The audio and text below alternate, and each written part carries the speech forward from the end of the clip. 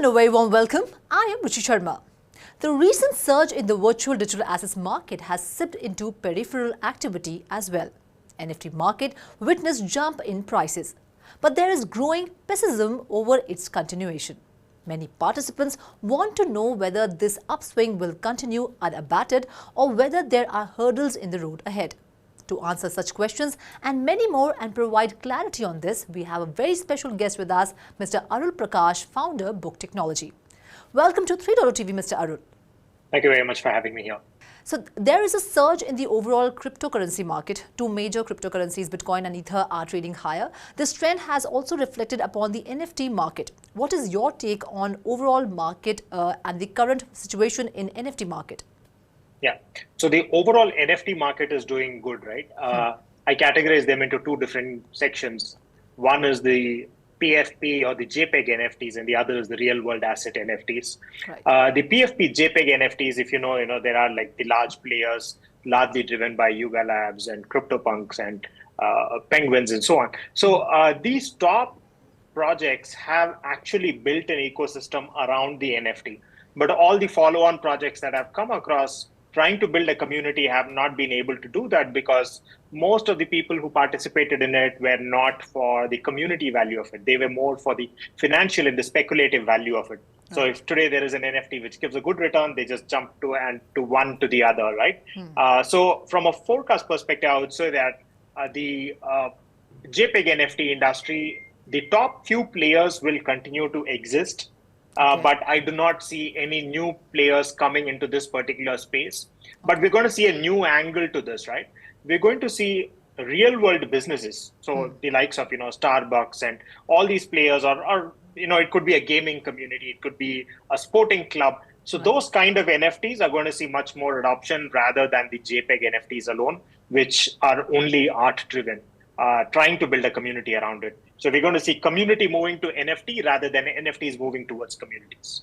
So as we have seen, creator royalties have been a major issue in the NFT market. Big NFT projects and creators are opposing it. In response to this, Yuga Labs, in partnership with Magic Eden, is coming out with an Ethereum-based NFT marketplace that will not compromise on royalties at all. How is this royalty war shaping up and its future implications you think will have on this fledgling segment? Yeah, the royalty itself is, if you look at any of the revenue streams of all of these projects, royalties itself are a very minuscule part of how their revenue gets built up, right?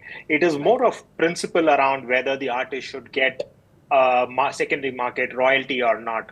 So we're going to see fragmentation when it comes to marketplaces where people are going to transact on these NFTs, just like what Yuga Labs is doing with Magic Eden. They kind of shelving off a separate market and trying to create a separate marketplace. Right. And they're able to do that because their brand is very strong, right? But for any new player, any new NFT who doesn't have the distribution capabilities of what the larger players have, they will have to succumb to smaller or no royalties itself.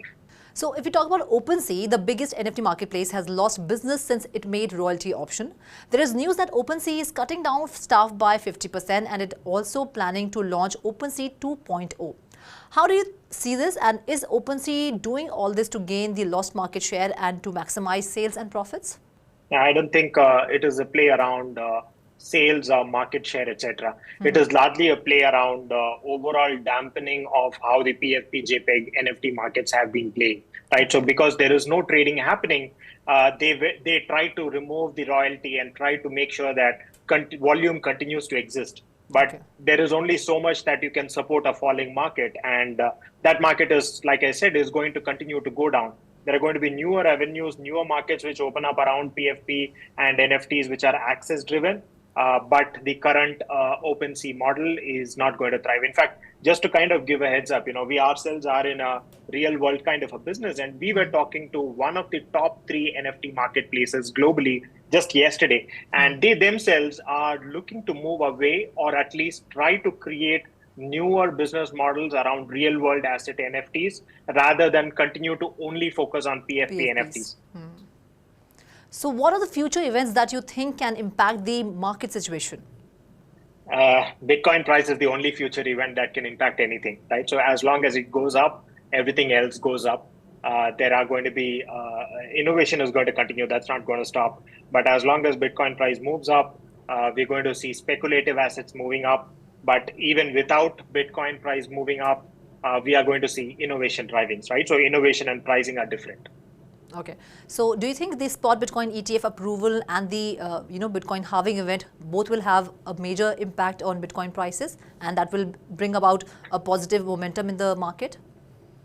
Yeah, it definitely will, but we have to be careful of no negative momentum as well in terms of unclear regulations which have been been existing for the last 7-8 years. If it continues to exist, then yeah, it is going to be a negative effect as well. Okay.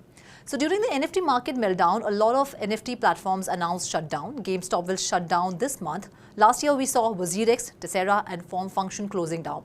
With the NFT market showing signs of recovery, can we expect a surge in NFT startups?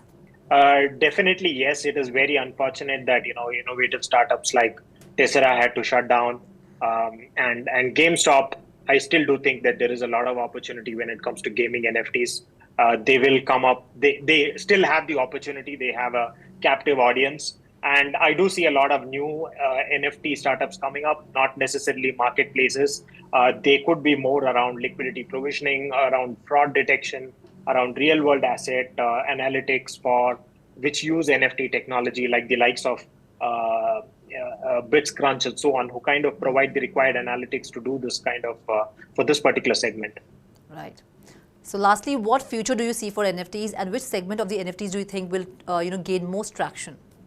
Like I said, the market is going to get split into half. One is going to be access driven, the other one is going to be real world asset driven. And real world asset driven is going to get the maximum amount of attention from larger market players, conventional markets as well, right? So that's going to be like BCG predicted. It's going to be like a multi-trillion-dollar industry very soon. Thank you so much. Just Diwali wishes. A very happy Diwali to 3.0 TV. Amazing work that you guys are doing, and educating the entire audience as well in Web3 aspects. Making sure that Goddess Lakshmi visits everyone this Diwali and all future Diwalis. That's all in this special segment. This is me, Ruchi Sharma, signing off. Do like, share and subscribe to 3.0 TV, and for more information and stories, log on to our website www.3worldstv.io or scan the QR code.